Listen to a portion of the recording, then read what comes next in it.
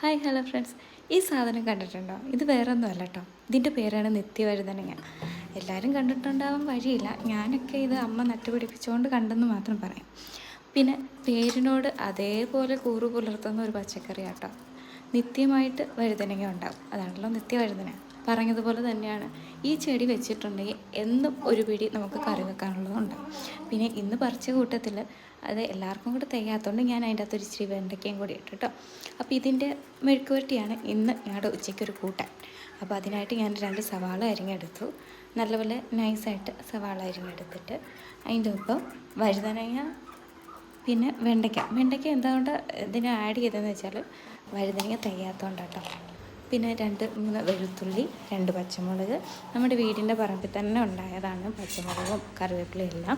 പിന്നെ എണ്ണ ചൂടാക്കി കടുക് പൊട്ടിച്ചിട്ട് നമ്മുടെ കടുകെല്ലാം പൊട്ടിക്കഴിയുമ്പോൾ വെളുത്തുള്ളി നല്ലതായിട്ട് മൂപ്പിക്കുക. അതിൻ്റെ അകത്തേക്ക് 2 പച്ചമുളക് ഇടുക. ഇത് ഒന്ന് ഇളക്കി കൊടുത്ത് മൂത്ത് കഴിയുമ്പോഴത്തേക്ക് ഇതിൻ്റെ അകത്ത് നമ്മുടെ കറിവേപ്പിലയും കൂടി ഇട്ട് നന്നായിട്ട് മൂപ്പിക്കുക. ഇത് മൂത്ത് വരുമ്പോഴത്തേക്ക് നമ്മുടെ കുനുകുനാന്ന് പിഴിഞ്ഞ് വെച്ചിട്ടുള്ള സവാളയും അതുപോലെ തേങ്ങാക്കൊത്ത്. ഇത് മെഴുക്കുവരട്ടിക്കകത്ത് തേങ്ങാക്കൊത്ത് ഇടുന്ന നല്ല കേട്ടോ. നല്ല ഇളവൻ തേങ്ങയാണെങ്കിൽ നല്ല ടേസ്റ്റായിരിക്കും. അതുപോലെ തേങ്ങാക്കൊത്തും സവാളയും കൂടി ഇട്ടിട്ട് സവാള നന്നായിട്ട് വഴണ്ട് വരുമ്പോഴത്തേക്ക് നമ്മൾ അരിഞ്ഞു വെച്ചിട്ടുള്ള നിത്യവഴുതനങ്ങയും അതുപോലെ തന്നെ വെണ്ടയ്ക്കയും ചേർത്ത് നന്നായിട്ട് വെക്കാവേ. എന്നിട്ട് ഒരല്പം ഉപ്പും കയ്യിൽ ഇച്ചിരി വെള്ളം എടുത്തിട്ട് ഇതുപോലെ തളിച്ചിട്ട് നന്നായിട്ട് ഇളക്കി തട്ടിപ്പൊത്തി നമ്മൾ ഏതെങ്കിലും ഒരു അടപ്പ് വെച്ചിട്ട് നന്നായിട്ട് മൂടി വെച്ചൊരു 10 മിനിറ്റ് വേവിച്ചെടുക്കണം. വലിയ കഷ്ടപ്പാടൊന്നുമില്ല കേട്ടോ.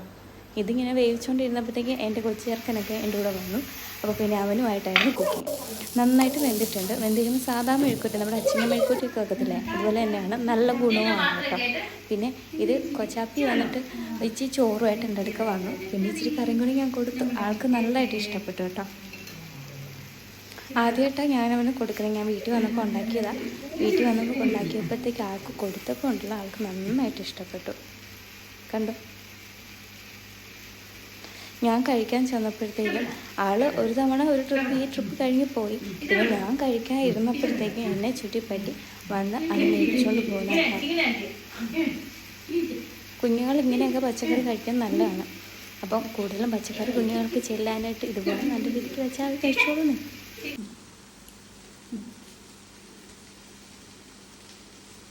എല്ലാവരും ഒന്ന് ട്രൈ ചെയ്തു കേട്ടോ.